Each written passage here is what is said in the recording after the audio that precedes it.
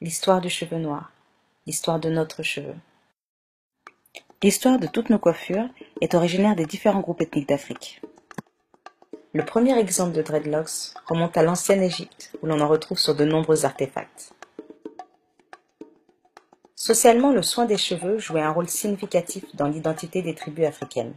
C'était un moyen de déterminer le statut social d'une personne basé sur l'ethnicité, le rang social, l'âge, le statut marital, la richesse, la fertilité, la virilité et la religion. Les vanilles, les tresses ou encore les tresses avec du fil de laine, ainsi que la boue et l'argile étaient les techniques utilisées pour créer ces coiffures élaborées. La réalisation de ces coiffures prenait des heures et parfois même des jours.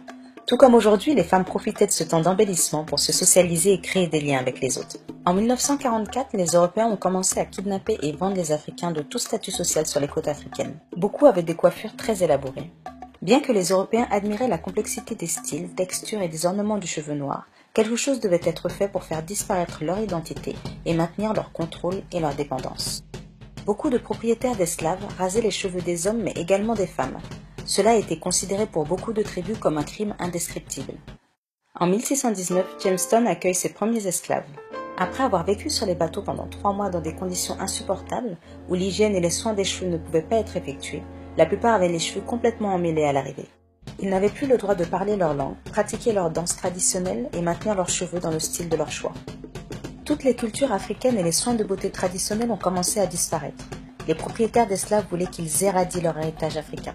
Ils imposèrent leurs normes de beauté, soit la peau claire, les cheveux lisses et les parures européennes. La peau noire, les cheveux crépus et les traits africains étaient considérés comme repoussants. Les esclaves au teint clair et aux cheveux plus lisses étaient vendus plus cher.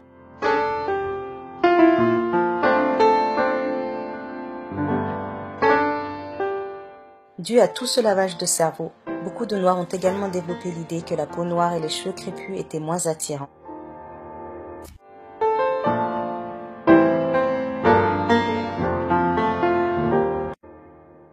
Les esclaves n'avaient aucun moyen de s'occuper de leurs cheveux comme elles le faisaient en Afrique. Elles étaient contraintes à utiliser des huiles de cuisine, du beurre, du kérosène et des brosses pour moutons.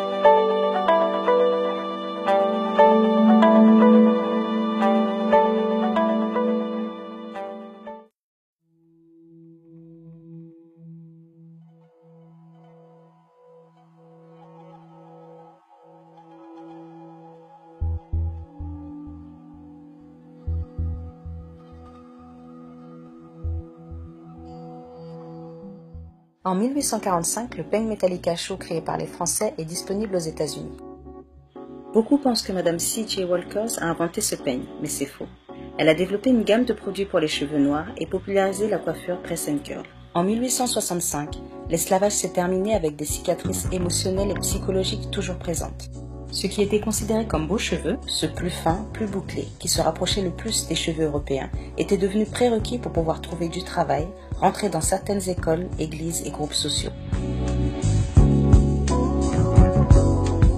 Dans les années 1920, Marcus Garvey, un nationaliste noir, pousse ses partisans à embrasser leurs cheveux naturels et reprendre leur héritage africain. Il est l'auteur de la citation « Retire les nœuds de ton esprit, pas de tes cheveux ».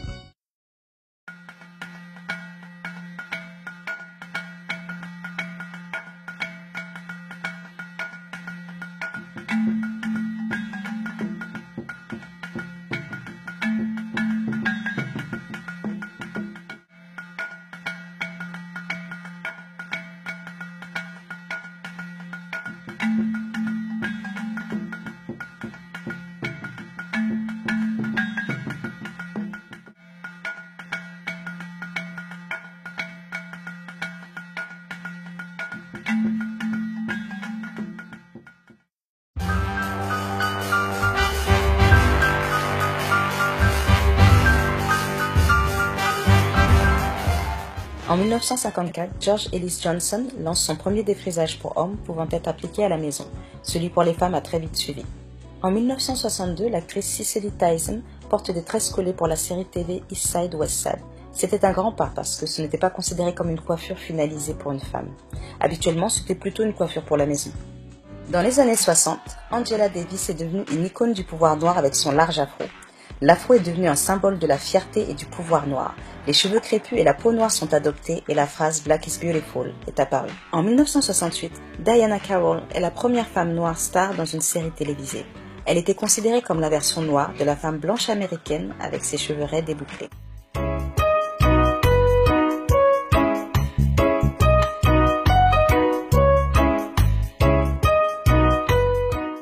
En 1971, la journaliste Melba Tolliver est renvoyée du groupe audiovisuel ABC de New York pour avoir laissé ses cheveux en afro. Cela a créé une grosse polémique. En 1977, le style Jerry Curls explose dans le milieu des cheveux afro. C'était considéré comme la coiffure des Noirs jusqu'aux années 80. Dans les années 90, le magazine Essence déclare « Les sœurs aiment les perruques ». Les styles naturels sont de plus en plus acceptés aussi.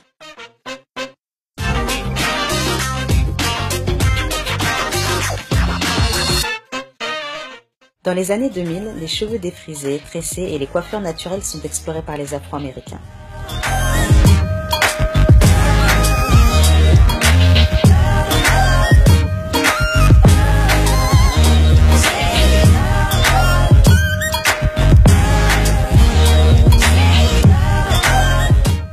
Vers 2009, une vague de femmes noires se sont remises au naturel.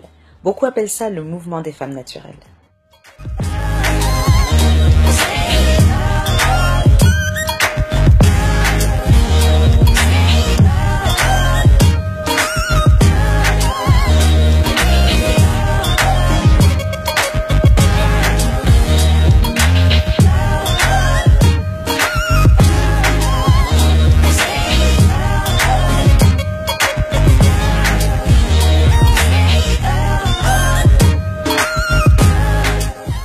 En 2006, le cosmétique pour cheveux afro est une industrie qui génère des milliards. Les femmes noires consomment 80% de cette industrie, mais n'en détiennent que 3%. Les traitements à la kératine et lissage brésilien sont commercialisés pour lisser les cheveux sans les abîmer. Mais on s'est vite rendu compte que cela était faux. Aujourd'hui, les femmes noires portent leurs cheveux de différentes manières, que ça soit naturel ou défrisé.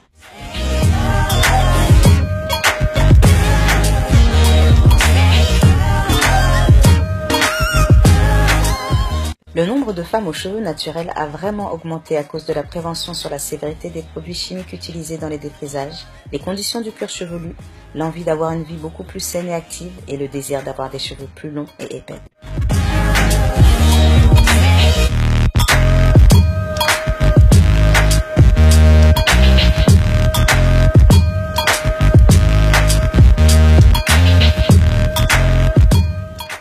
Beaucoup pensent qu'il faut embrasser et apprécier nos cheveux naturels, comprendre l'histoire de ce cheveu et le lien direct qu'il a avec notre culture, et surtout avoir l'envie de maintenir l'intégrité et le respect qu'il mérite.